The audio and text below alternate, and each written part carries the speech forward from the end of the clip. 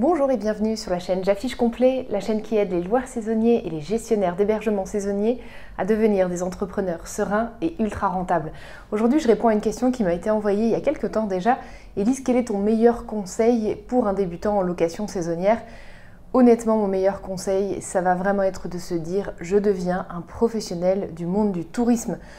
Et s'assurer que vous avez une démarche de professionnel du monde du tourisme. On ne s'en rend pas forcément compte, mais quand on cherche à investir dans un appartement ou dans une maison, on n'a pas forcément la compréhension totale qu'on va devenir un pro du domaine.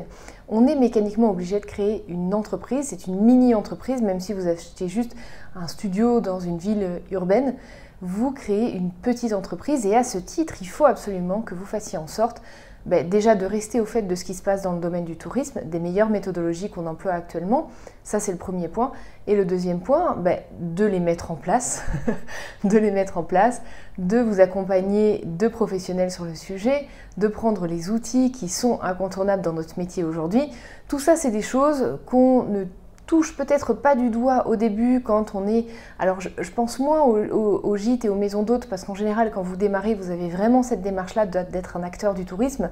Je pense plus aux personnes qui viennent avec le prisme immobilier, qui se disent voilà, je vais préparer ma retraite, j'achète un studio dans ma ville et qui ne vont pas forcément avoir en tête que mécaniquement, même si c'est juste un studio dans la ville, vous devenez un acteur professionnel du monde du tourisme en créant une location saisonnière dans ce studio. Donc voilà, pour moi c'est vraiment le meilleur conseil. Alors c'est un peu générique, c'est un peu large, c'est vrai, mais c'est vraiment ce qui fait que ça va faire la différence sur votre performance financière au final.